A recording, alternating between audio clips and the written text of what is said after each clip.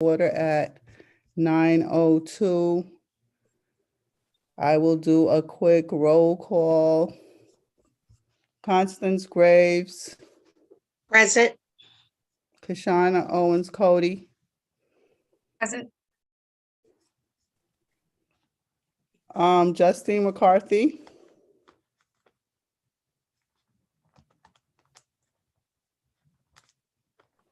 Adrian Kissy,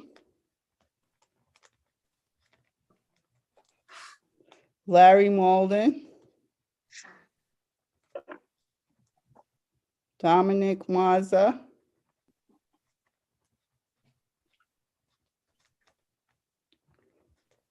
Donna Bullock,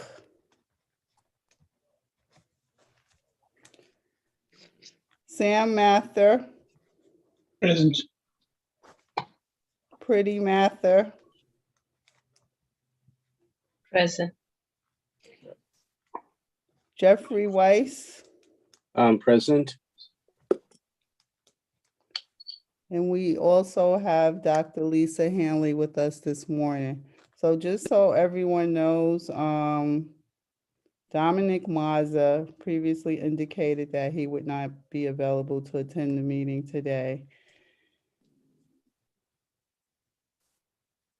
Donna has another commitment and she is going to try to still join.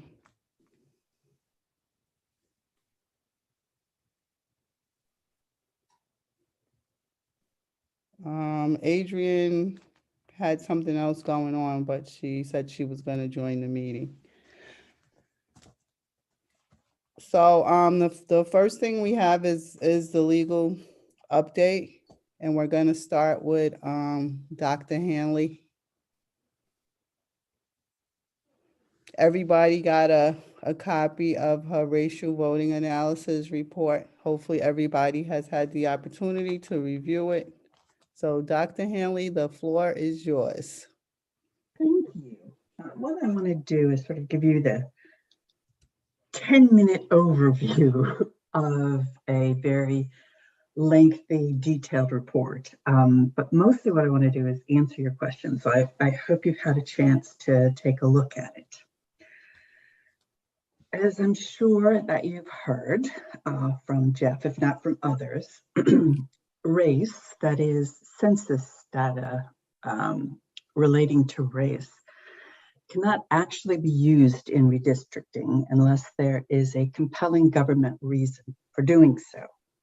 And it turns out that one compelling reason, I think the only one that we know of so far, is compliance with the Voting Rights Act. So if the Voting Rights Act would be, if you would be in jeopardy of violating the Voting Rights Act, then you want to make sure that you use race, but if you aren't going to be violating the Voting Rights Act, then you wouldn't use race, or you would be sued for racial gerrymandering. Now, you've had a series of court decisions over the last 2 redistricting cycles that suggest that the Voting Rights Act is an important player in the redistricting process in Albany County.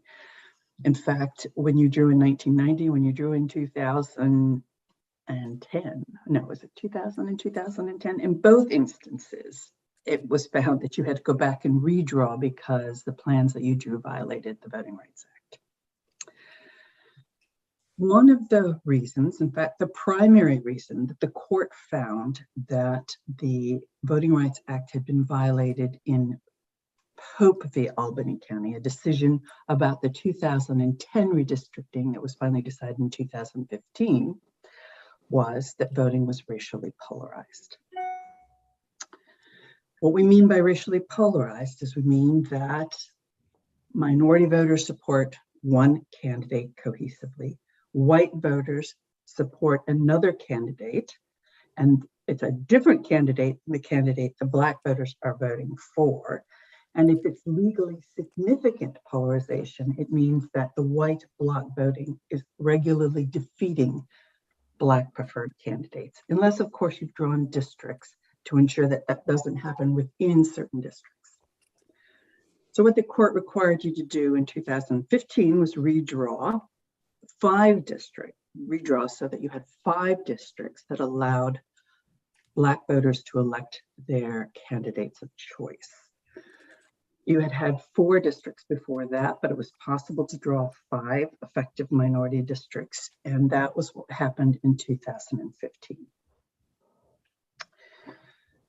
How did you know that voting was racially polarized? The court made this decision on the basis of an analysis done by a political scientist named Dr. Liu. And Dr. Liu did an analysis of voting patterns in Albany County that stretched back from 1999 through 2011 when the case was heard. So he looked at this 20-year period of voting patterns, and he determined that voting was polarized. And again, this is how the court decided that this extra district had to be drawn. Now, his analysis stopped in 2011. The decision was reached in 2015. It is possible that voting was no longer polarized in Albany County. And this is why I was brought in to do an analysis of recent voting patterns to ensure that you knew if voting was polarized or not. Again, if voting was still polarized, you're going to have to take race into account and draw minority districts. But if voting was no longer polarized, it would not actually be legal for you to consider race when you were redrawing. Okay, what I want to do is show you some pictures. I want to do a slideshow if I can. I've only got 4 slides, so it's not, but it's hard to describe this without showing you some pictures. Is it possible for me to do that, do you think? Yep, you have sharing capabilities. Okay, so if I share the screen, look at that. How about that? Okay. Okay, how do I do this? Okay.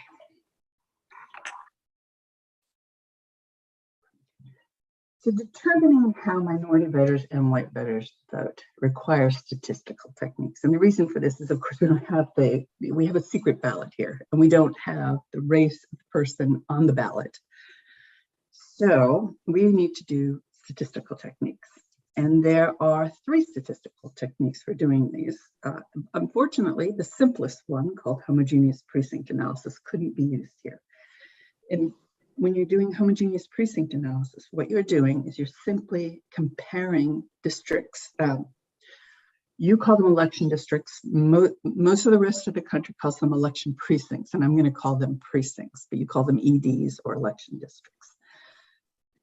What you do is you compare the voting behavior of precincts that you know are overwhelmingly one race, overwhelmingly Black, to the voting behavior of precincts that are overwhelmingly white. And if the pattern is different, then you know that voting is polarized. And this is simple. Basically, anyone can do this if they knew the demographic composition of the precincts. But you don't have any overwhelmingly Black election precincts. So I had to use the 2 other methods. And they're called ecological regression and ecological inference. Now, ecological regression has been around since the 1970s. It was used by the expert in the famous case Thornburg v. Jingles that decided how we should look at the Voting Rights Act in the context of redistricting. And it's pretty simple. That's the diagram at the top of the picture. And here, all we're doing is each of those dots is a precinct. And we're placing the precinct on the scatter plot. The graph is called a scatter plot on the basis of, the example here is from Georgia. And in Georgia, we actually know Black turnout by race. But here it would be Black voting age population by race as one variable. This is something you know about the precinct. The other thing you know about the precinct is who it voted for, the percentage of votes for each of these candidates. So in this example, what I'm looking at is I'm putting each of the precincts based on the percentage of voters who were Black in the precinct who turned out, and the percentage of votes cast for Senator Warnock. And you can see a very distinct pattern, and that pattern is the higher the percentage Black turnout, the more votes for Warnock. And we use that relationship to estimate how Black and white voters are voting. So that's relatively straightforward. Then we get a little more complicated when we're talking about ecological inference. That's the diagram below. Now each precinct is actually a line, not a point. And it uses the methods of bounds, what you know about what is conceivable if you know the composition of the precinct and the vote tally. This is the probability line of, say, if 10% of the Black voters voted for this particular candidate, that meant that 70% of the white voters had to. And so each line gives you the probability for each precinct. And then you do something called maximum likelihood statistics to arrive at those points that you see on that diagram. And ultimately you arrive at an answer that's very close to the answer above. You can see all the points are located between 80 and 0.8 and 1. That means we're guessing that about 90% of Black voters supported Warnock in the Georgia election. We've also estimated with the diagram above it, actually, one of the problems with the ecological inference is you're going to determine that more than 100% of Black voters voted for Warnock. But the point is that these are the two statistical methods. They show up over and over again. Ecological inference is definitely the more statistically sophisticated one. All experts use that now. And most of us still use ecological regression because it's easier to explain what's happening there. And again, it has the approval of the Supreme Court in Thornburg v. Jingles. So those are the two methods. So when you go and you look at those tables, you'll see estimates derived using both of those methods. So ecological regression is a good check on ecological inference. It's called ecological because you're using aggregate data, precinct level data. We don't know how individuals voted, so we're looking at patterns across precincts. Okay, so what did I do? Dr. Liu, by the way, in 2011 used just ecological inference. So when you go back and you look at the Polk decision, you'll see his estimates of Black and white voting behavior based on ecological inference. Okay, so as I said, Dr. Liu looked at elections through 2011. So I picked up 2015 after you redrew the districts to create an extra majority Black district. And I looked at all contests that included what are called biracial contests, that included Black candidates and white or Hispanic candidates. And the reason that you do that is the court has said that Black voters have to have the opportunity to elect a Black candidate. They might not choose to elect a Black candidate, might choose to elect a white candidate, but it isn't really being given an equal opportunity to elect your candidate of choice if the only candidates you can elect are white candidates. And that's why we focus on Black candidates. So here's a list of the contests that I analyzed. I think there were 15 of them, maybe. I don't remember now. Anyway, I looked at the statewide contests that included Black candidates, and you can see there's one general election and two Democratic primaries. You had a countywide district attorney's contest, a general and primary election that includes a longtime incumbent district attorney who is African-American. And then I looked at all of the county legislative contests that included both a Black and a white candidate. So there were other contests, I think in District 2 and possibly District 4 that had only Black candidates. So I didn't look at those. I looked at these contests that had both Black and white candidates. So these are the list of contests that I looked at. And let me show you how you read the results of these contests. I have to move this picture over here. Okay, this is the table that you'll see at the end of the report, and it tells you, what I want to do is just tell you how to read it. So remember I told you there were two methods, ecological regression and ecological inference. These are two statistical techniques for getting at the same information, producing estimates of how Black and white voters vote. So we have here estimates of how how Black voters voted in these two columns and how white voters voted in these two columns. So let's start with the 2018 general election for Attorney General, where we have Letitia James and Keith Wofford and others. This tells you who the candidates are, what party banners they ran under, the race or ethnicity of the candidate, the actual vote that they received in Albany County.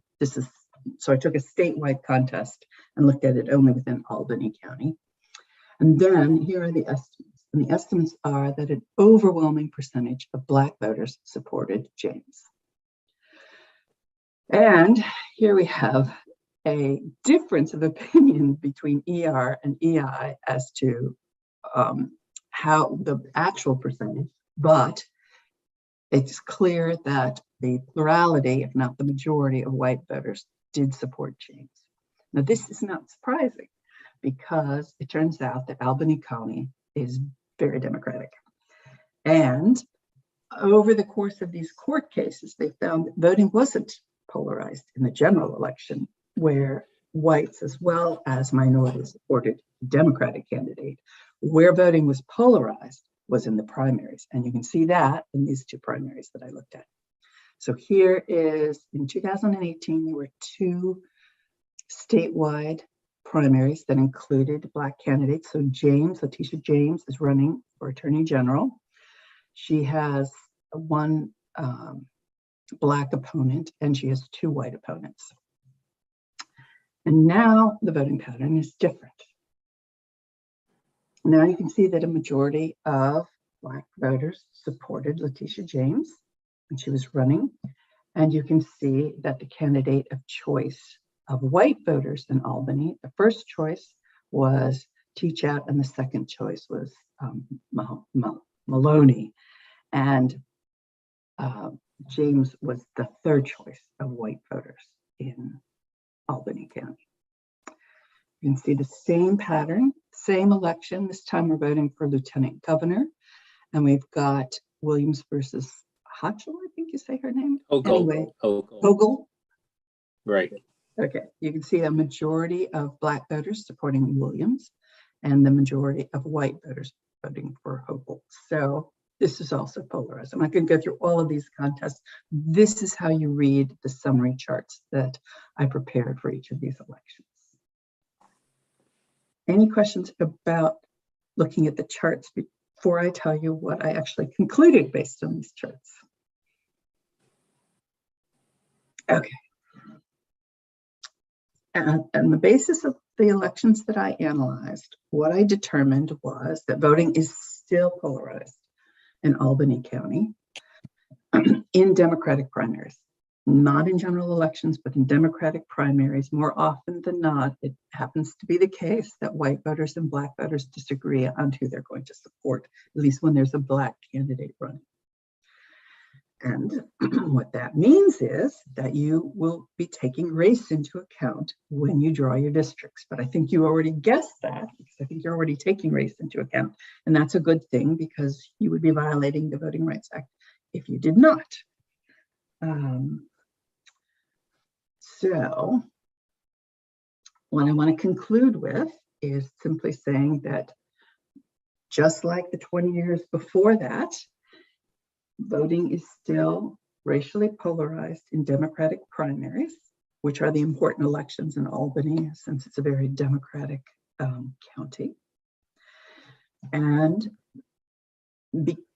this means that in order to comply with the Voting Rights Act, you have to provide Black voters with an opportunity to elect their candidates of choice. You have to draw districts.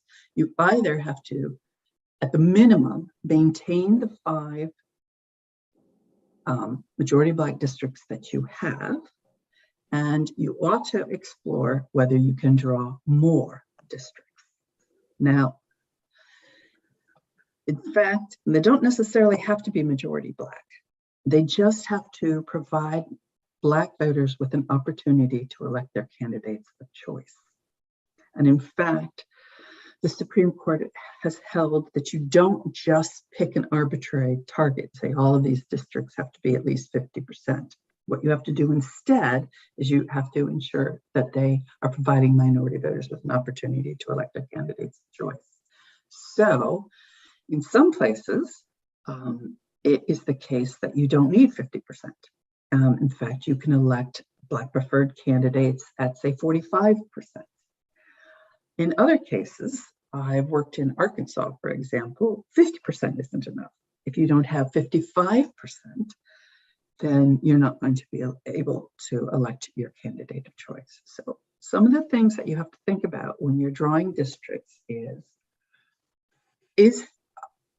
the first thing you have to do is make sure that the 5 districts that exist are maintained. They don't have to be maintained at whatever percentage they're at, and it might be difficult to do that because I think a couple of them are underpopulated, but you have to ensure that they remain effective. And the second thing is, if it's, and this is what happened in the Pope decision in 2015, if it's possible to draw additional ones, you need to explore it and see if this is possible, whether it's possible to draw additional ones. And some of the issues that Jeff has alerted me to, I wanted to comment on. And one is whether you combine Hispanic and Black voters or voting age population when you're creating these districts. And the answer to that is not easy. And the reason it's not easy is I did a racial Black voting analysis, but the only minority group for which I could get estimates were Black voters. They're the only ones that are, the population is sufficiently large enough and they're sufficiently spread out across the precincts to get reliable estimates. So I can't tell you what Hispanic voters are doing. I can't tell you what Asian voters are doing. What that means is that Hispanics and Asians would not be able to bring a voting rights suit because nobody can tell how they're voting. Now, I know from analysis I did elsewhere in New York City, that Hispanics and Black voters will certainly be cohesive in the general election. They will all vote for Democrats. In fact, whites, the majority of whites in Albany will also vote for Democrats. So the question is, what do you do? And the answer is that you are not going to be obliged under the Voting Rights Act to create Hispanic or Hispanic and Black districts combined. However, there's no reason that you can't do that. You can't be sued on those grounds one way or the other. And it might be that Black voters and Hispanic voters form a community of interest such that you would want to combine them.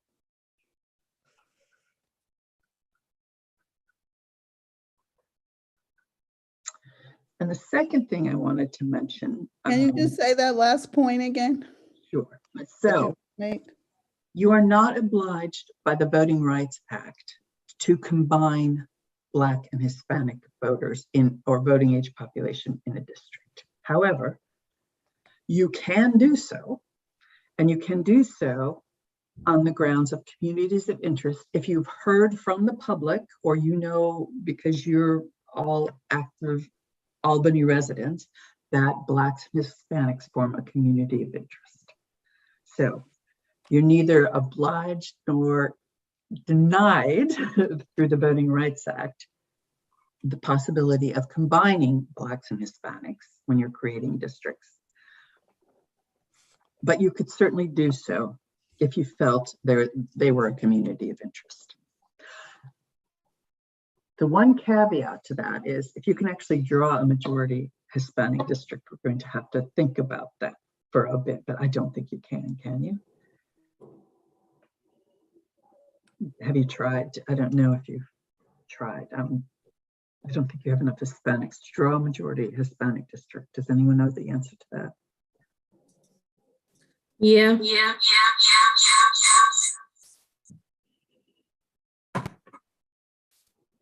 Sorry about that.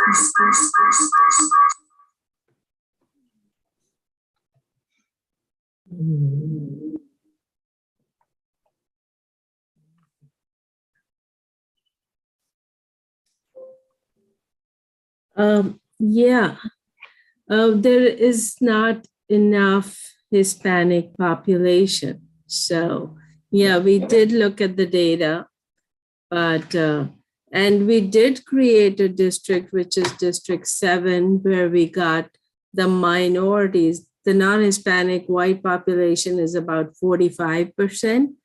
And we got the Hispanics and everybody who's not a non-Hispanic white, we put them all together. And yeah, we were able to create another district, which is a majority district. One thing I want to caution you about is, of course, not only could I not tell you how Hispanics were voting in Albany County, but I can't tell you how Asians are voting in Albany County. But I can tell you that in other places in New York City, for example, Asians do not necessarily vote the way that Hispanic and Black voters vote. Now, if they're in that area anyway, there's no reason that you would move them out. You can't create an Asian district, but I would think more along the lines of creating Black and Hispanic combined districts rather than putting all minorities together, simply because it would be harder to argue that Asians vote like Blacks and Hispanics. We don't know in Albany County, but we know in other places in New York, they do not. Mm-hmm. And it's also complicated because the Asian community isn't like as cohesive. So different Asian groups vote different ways. And, we have one category Asian, but it may be that South Asians and Asians of Chinese background vote differently. So in fact, we know that is true in New York City, where we do have groups that are large enough. But again, If Asians are living in that area, you wouldn't want to draw them out of a district either. Yeah. I have one question. Am I coming over okay? Yeah. There's an getting echo. an echo. Yeah, I'm on a single computer here. Okay. Okay, you're better now. Okay. Tell us, if you could, when you're suggesting drawing, let's say, a combined Black Hispanic district, the geographic shape consideration that goes into it. How compact should those districts be, or how irregular could they be in shape, in compactness? Okay, so if this is being drawn on the basis of community of interest rather than on the Voting Rights Act, I think I would be a little more cautious about how compact the district was. But this is just me speaking as a political scientist. I don't know that there's any case law on this, but I would be a little more cautious and a little more cognizant of the shape of the district if I was combining minorities, and it was not, and I was not obliged to do so on voting rights grounds, which you are not obliged to do in Albany County. So you would suggest that if there's an adjacent Hispanic community to a Black community, that would be fine. But if there were an Hispanic community that might be, let's say 2, 3, 4 blocks away and separated from the Black community, but could be connected by an avenue, which would give it that strange shape I'm talking about, you would caution against that. Why wouldn't you include, why does it have to just be an avenue? I'm just saying if there's no other connection, if it's a separate community. And you'd be overpopulating it, but okay, well, I think that's a legal question as opposed to a political science question. Yeah. If they clearly voted the same and they were cohesive, I would combine them. Since we don't know, I don't know. Again, I would say compactness might. Yeah, I'm just bringing up the point that there are some disjointed, disconnected communities in the city, and that in the downtown Albany area, you've got a much higher degree of compactness and community of interest. But if you're going from downtown Albany, let's say a mile out westerly towards a different community, then I think you're going to start running afoul of what we call racial gerrymandering, that the district was based on race and race alone and for no other reason. So just sort of make the point clear for both the political science and legal end that if there is a Black community and a Hispanic community that are really combined, that they share common interests, shopping, schools, social, what have you, parks, what have you, that's fine. But as I've said before, we don't want to, let's say, go out on Western Avenue or Central Avenue to a disconnected, separate neighborhood and draw them together. The other question I have is we've seen talk, one of the proposals that an Albany resident has suggested is a combined Black, Hispanic, Asian district to create a 7th district. I don't know the numbers on it. Maybe Sam or Priti could comment on it, but the question will come up at some point. Is that map valid or worth considering? Just for argument's sake.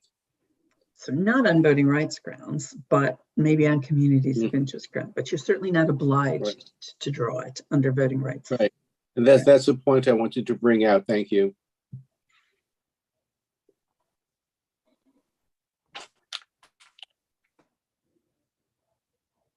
So I hope that made a very long report a little easier to digest. Just so you know why it was done. It was done to see if voting was still polarized. And because voting is still polarized, you do need to take race into account and make sure that you're drawing effective minority districts. Yeah.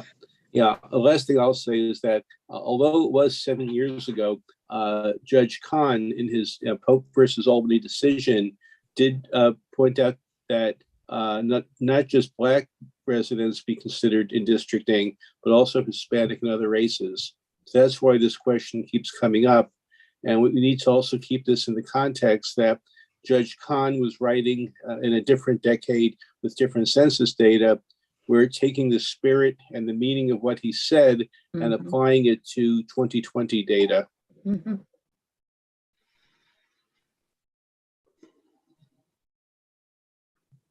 So I have a question.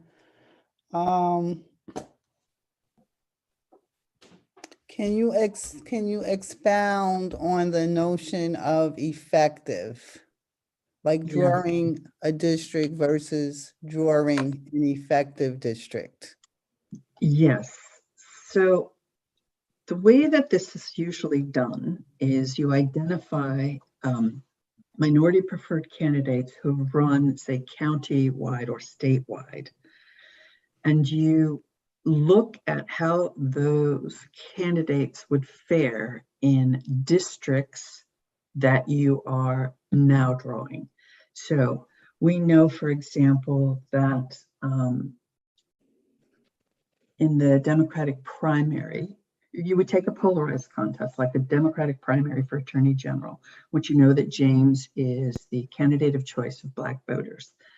And you would draw districts and you would ensure that she not only wins the existing districts, but she would win any proposed districts. And this is your check on whether you're creating effective minority districts or not. Now, I took a look. The last thing that's in the report is recompiled election results for the Attorney General's race, looking at how Letitia James does, and for the Lieutenant Governor's primary to see how Williams does.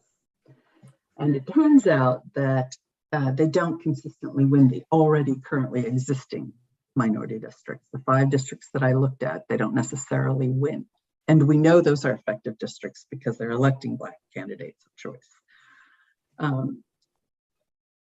Actually, District 6 is electing a white candidate, but he is supported by Black voters, by the vast majority of Black voters. So even though he's white, he's a candidate who's preferred by Black voters. So it's a little tricky.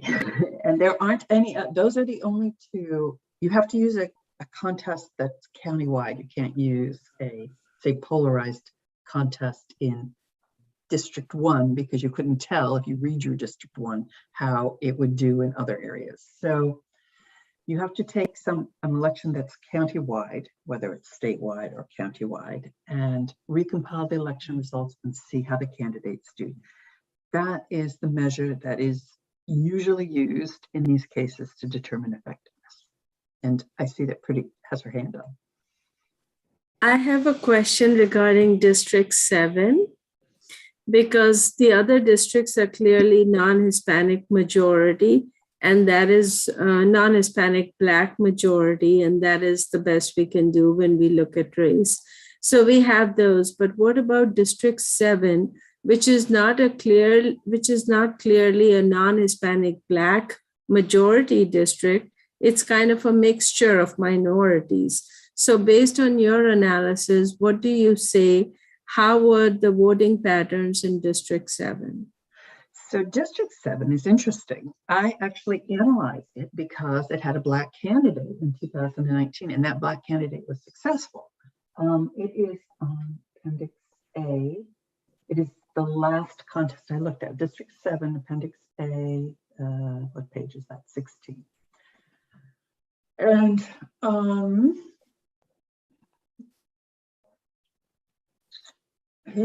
the Black candidate is the candidate of choice for Black and white voters.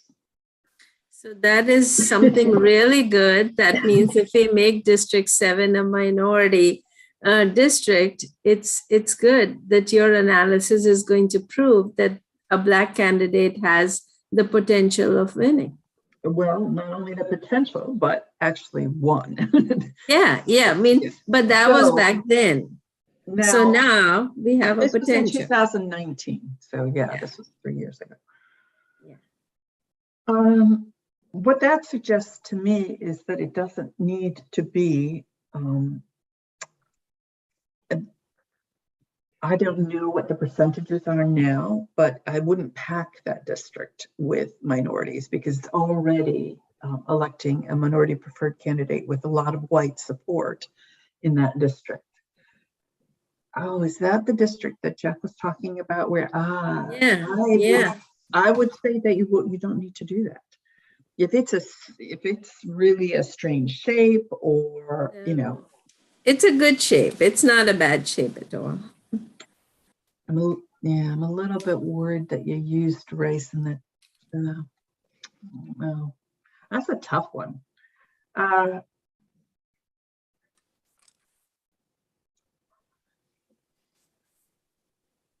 It has about 26% non-Hispanic Black and a similar amount of Hispanic. And it has non-Hispanic white population being about 45%. So it's like a real mixed area.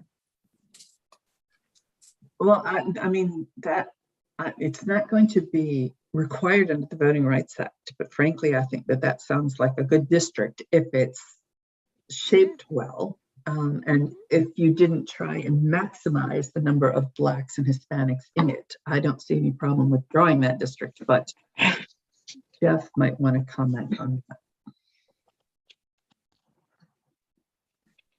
I wonder if Jeff is moving over. He warned us that some of these questions are legal questions as opposed to political science-like questions, but I can tell you that it's already electing the minority preferred candidate, and that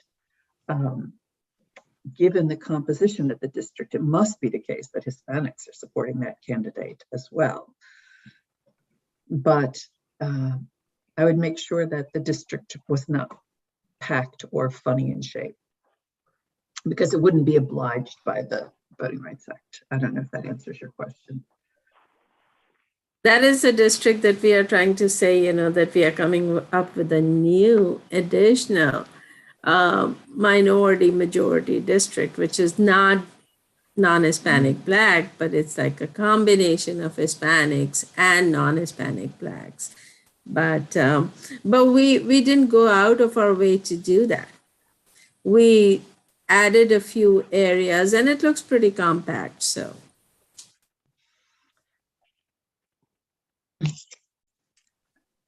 again, I don't think it would be necessary under the Voting Rights Act. And that's what got a couple of states in trouble this time around. But on the other hand, I don't think that you would be violating the Voting Rights Act by creating the district.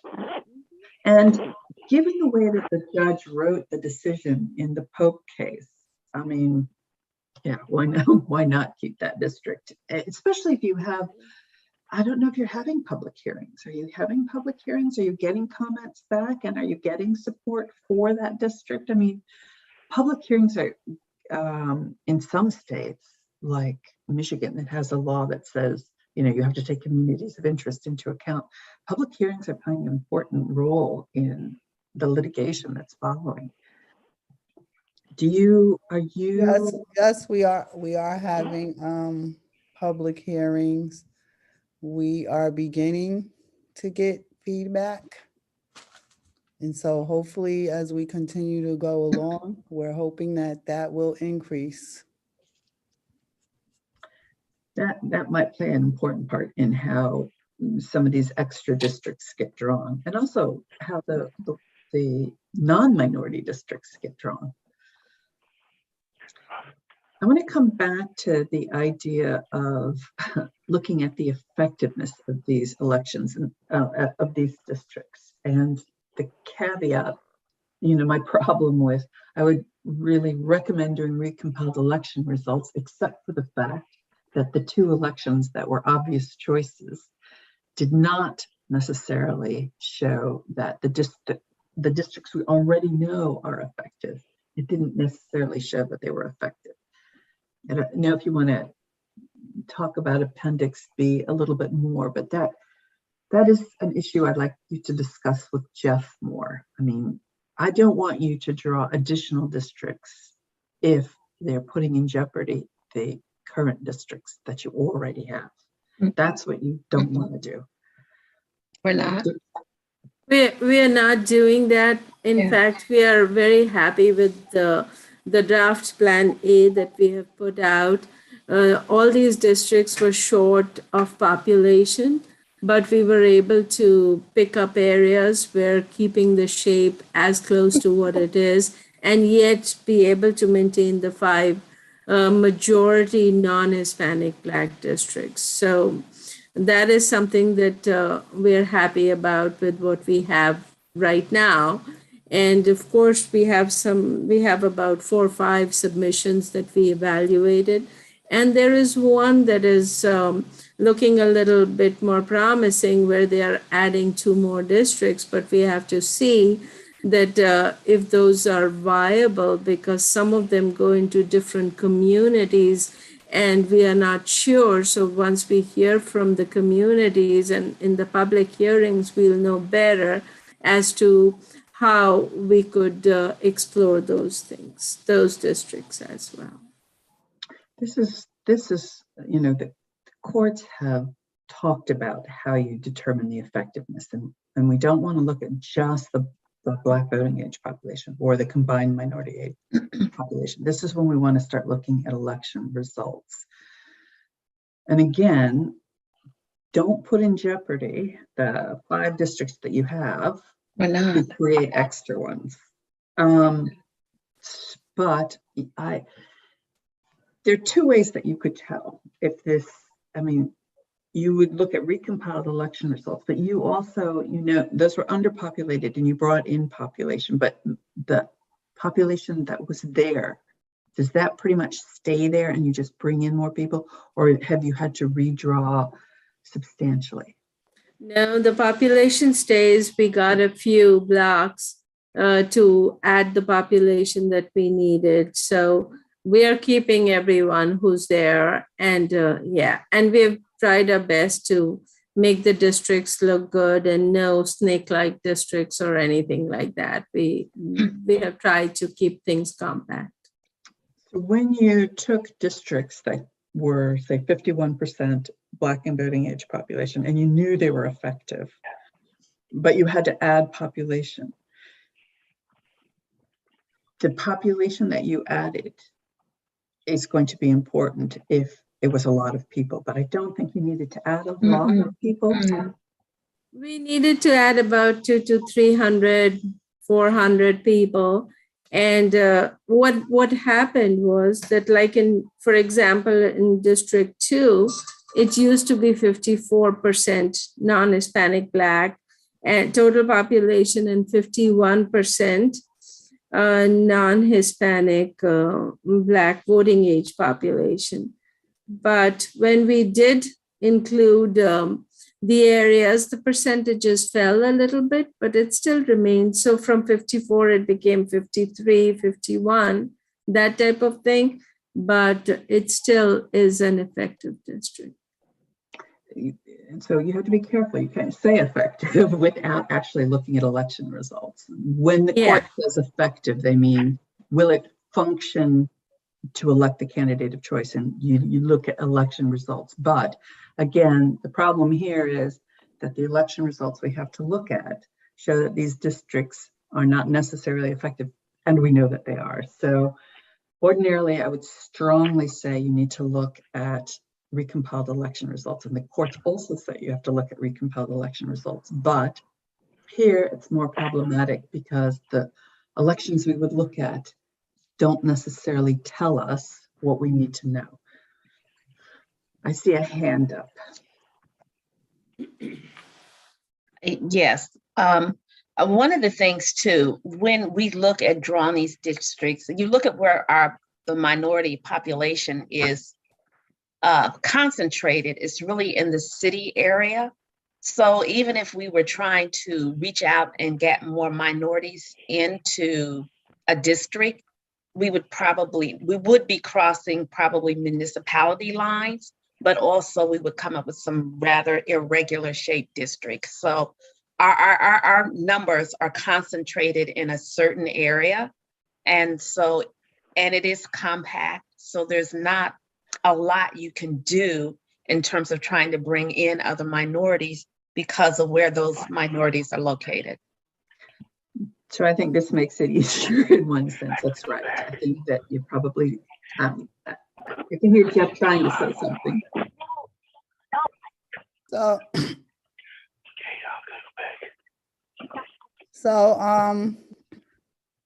I was kind of thinking along the lines of what Donna said. So in places that are short of population, we absolutely have to add population. And our goal is just to ensure that we're optimizing the ability to not adversely impact too much the racial composition of that district. The effectiveness of that So for district. example, if we have to add 400 people, there might be a scenario where we can add 400 white people. There might be another scenario where we can add 400 people and 200 of those people are Black or Hispanic. So we just have to ensure that ideally we're going with the best scenario that we have available to us. Especially when you're talking about the districts that currently exist. That's right. You want to protect those districts, make sure that they are maintained as opportunity districts, and then explore the possibility of drawing additional ones. I think that that's exactly, I'm sure that's what you're already doing, and that's exactly what you should be doing.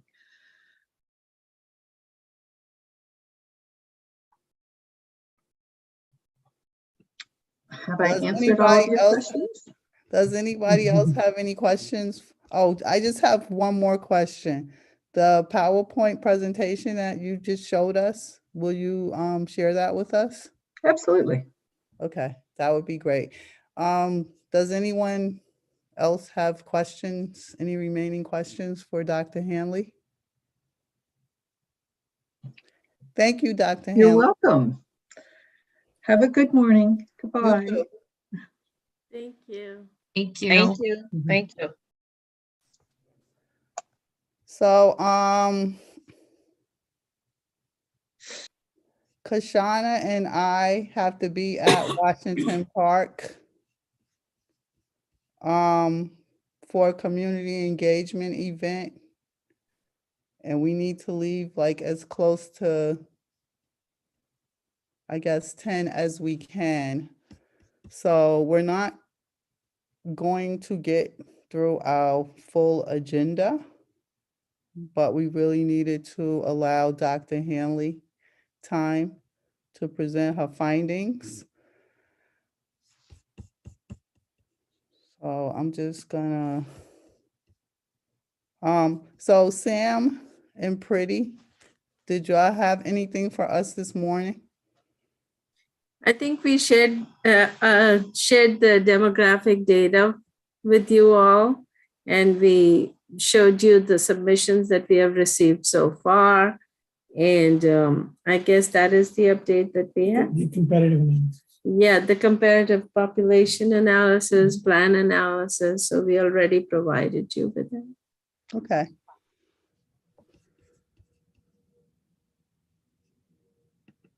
So,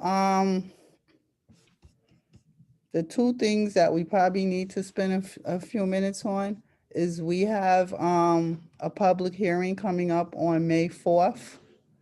And we need to flush out the outline for that hearing. Pretty and Sam, we're gonna want you to do an overview of the comparison data that you created for population. And we're also gonna want you to do an overview of the revised map. Sure.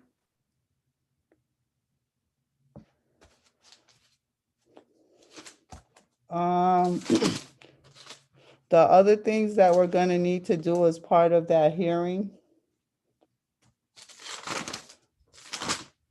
we're gonna need to talk about the community engagement piece in terms of what we're doing, the things that we have planned. So that'll need to be one aspect of it. We'll also still do like introductory comments where we talk about local law 8 in the New York State legislation. And talk about the MMD in terms of what our process is, what our process has been.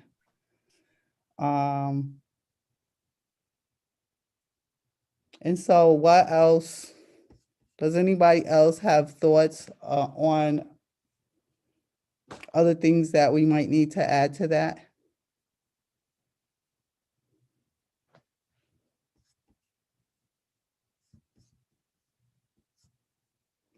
Okay, so we're good with that. So I think we should, if Kashana and Donna could just talk a little bit about the community engagement stuff in terms of where we are right now. Sure, we have a lot of events coming up. Actually, Donna, I have to thank you for your emails. I have to add those to the event calendar.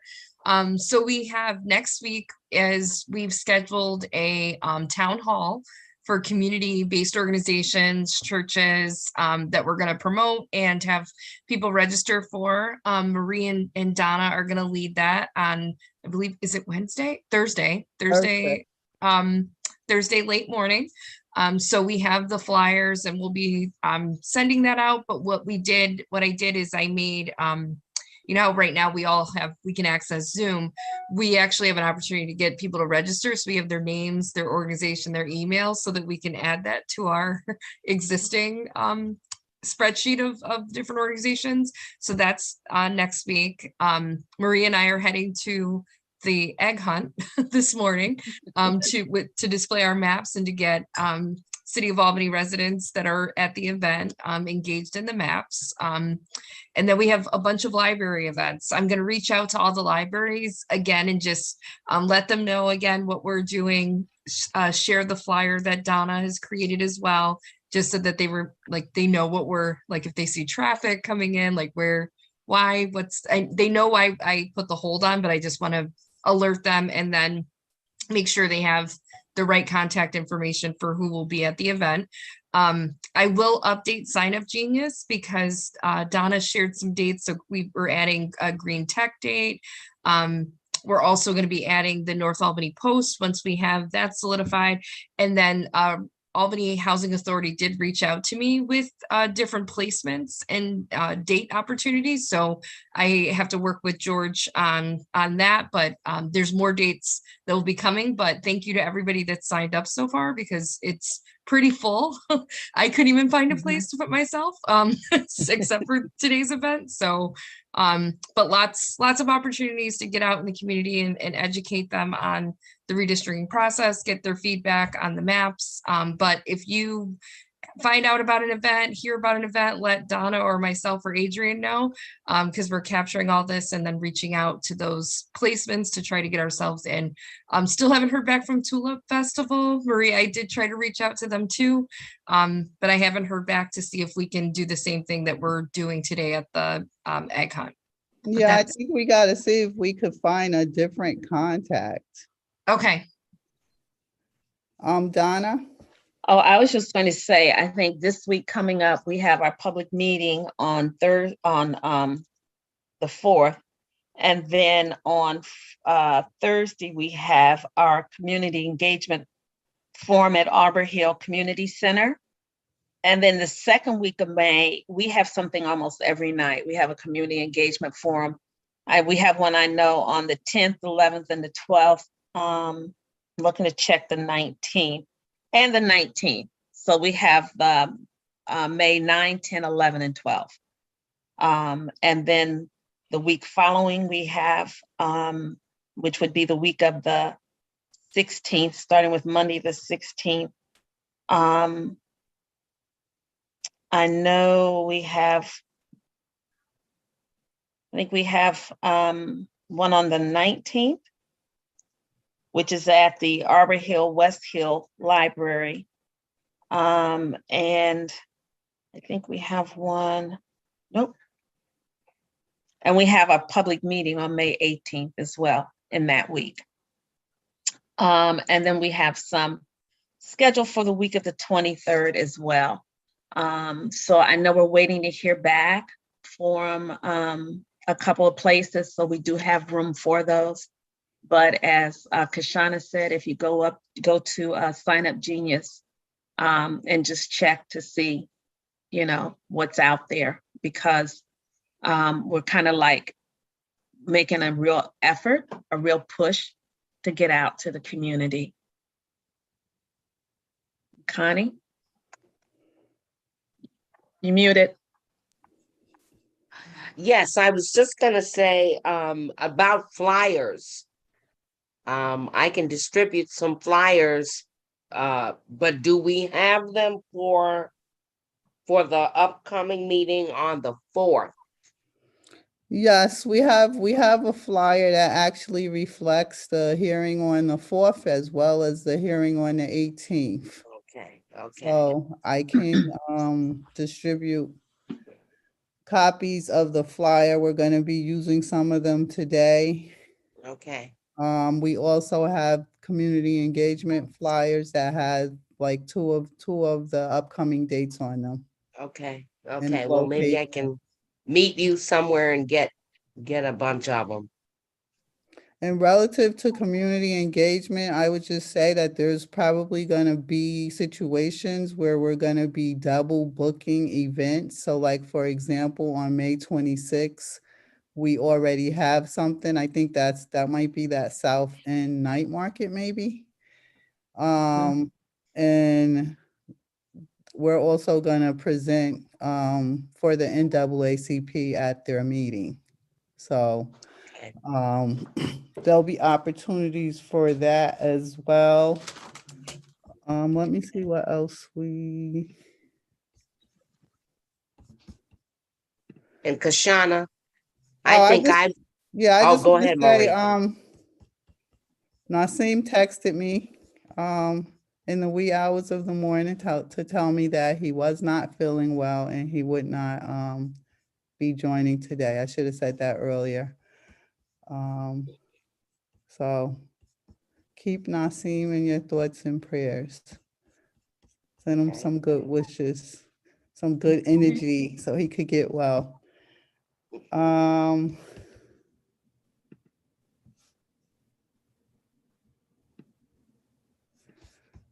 So in terms of the work plan, everybody has like that last progress report.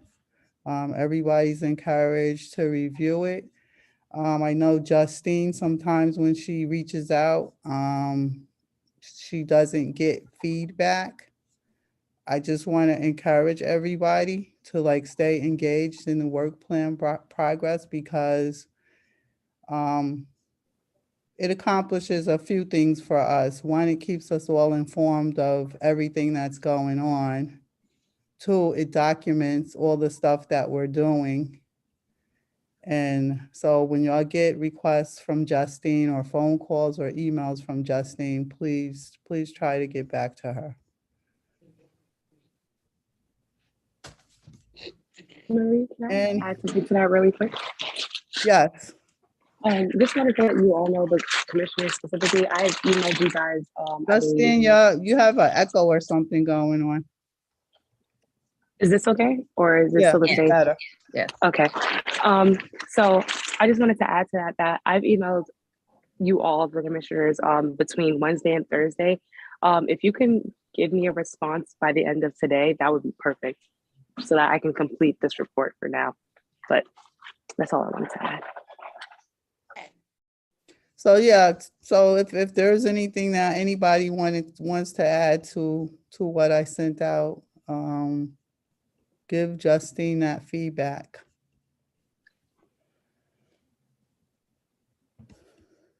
And I think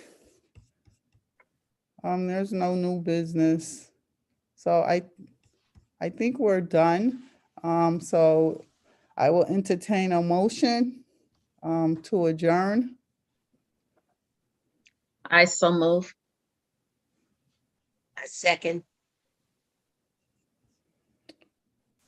Donna has moved that the meeting be adjourned. Connie has seconded. Any questions, any further discussion? If not, all in favor? Aye. Aye. Hi. Aye. All right, everybody have a great day. Bye-bye. Have a good one.